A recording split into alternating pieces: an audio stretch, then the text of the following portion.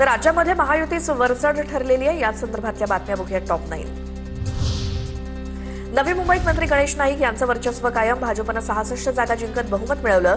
भाजपची एकहाती सत्ता आल्यानंतर एकनाथ शिंदेंना डिवचणारे होर्डिंग्स आणि पोस्टर्स सध्या झळकतायत।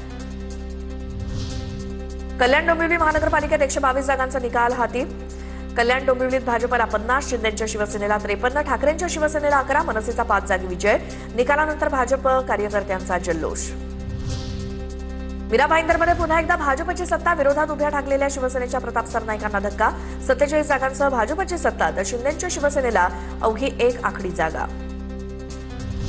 नाशिकचा गड राखण्यात भाजपला यश। नाशिक महानगरपालिकेमध्ये भाजपचे 76, शिवसेनेचे 29 उमेदवार विजयी। एकेकाळी महापौर असलेल्या नाशिकात मनसेला अवघी 1 जागा। जळगाव, धुळे, नाशिकला चांगलं यश मिळालं। उत्तर महाराष्ट्रात महायुतीचा स्ट्राईक रेट चांगला, तर मी म्हणणारे बोल बच्चन आता हरलेत। विजय रॅलीतनं गिरीश महाजनांचं नाव न घेता ठाकरेंवर निशाणा। मुंबईच्या प्रभाग क्रमांक 180 मधील बूथ क्रमांक 32 वरती ईव्हीएम मशीनवर सिल्वर लाख नव्हती। ईव्हीएमवर लाख नसल्यामुळे काही काळ मतमोजणी रखडली। काँग्रेसनं घोषणाबाजी करत विरोध केला होता। पुण्यातल्या प्रभाग क्रमांक 38 मध्ये मतमोजणीतील अंतिम आकडेवारीत फेरफार। 15 तारखेला 79,826 इतकं मतदान झालं, मात्र मतमोजणीच्या वेळी 1035 मतं कमी केली गेली। वसंत मोरेंचा आरोप। नांदेडमध्ये भाजपला बहुमत। अशोक चव्हाणांच्या कार्यकर्त्यांचा जल्लोष। भाजपच्या यशाचं श्रेय नांदेडकरांचं। नांदेडकरांनी विकासाला मत दिलं। खासदार अशोक चव्हाण यांची प्रतिक्रिया। मुंबईत प्रभाग क्रमांक 180 मध्ये मतचोरी विरोधात आंदोलन केल्यामुळे लाठीचार्ज झाल्याचा वर्षा गायकवाडांचा आरोप। मतचोरी विरोधात आंदोलन केल्यामुळे लाठीचार्ज झाल्याचा आरोप। अधिकाऱ्यांकडनं चूक मान्य, मात्र जबाबदारी झटकली।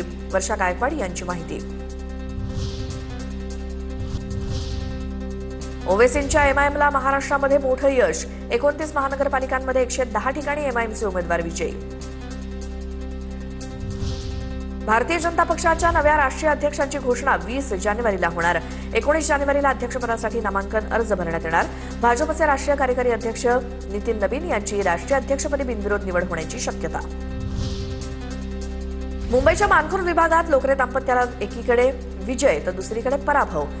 प्रभाग क्रमांक 141 मध्ये ठाकरेंच्या शिवसेनेकडनं विठ्ठल लोकरे विजयी, तर 142 मधनं विठ्ठल लोकरे यांच्या पत्नी सुनंदा लोकरे यांचा पराभव। लोकरे यांचा 141 मधनं 6 वेळा विजय। जळगाव महानगरपालिकेच्या निवडणुकीत खडसेंची बडबड यशस्वी ठरली नाही। लोकांचा खडसेंवरती विश्वास राहिलेला नाही। माजी खासदार उल्हास पाटलांची एकनाथ खडसेंवर टीका। धारावीमध्ये झेडपी निवडणुकांच्या पार्श्वभूमीवर तानाजी सावंतांच्या कुटुंबात राजकीय दरी निर्माण होण्याची शक्यता। तानाजी सावंतांचे पुतणे धनंजय सावंत वेगळी चूल मांडण्याच्या तयारीत।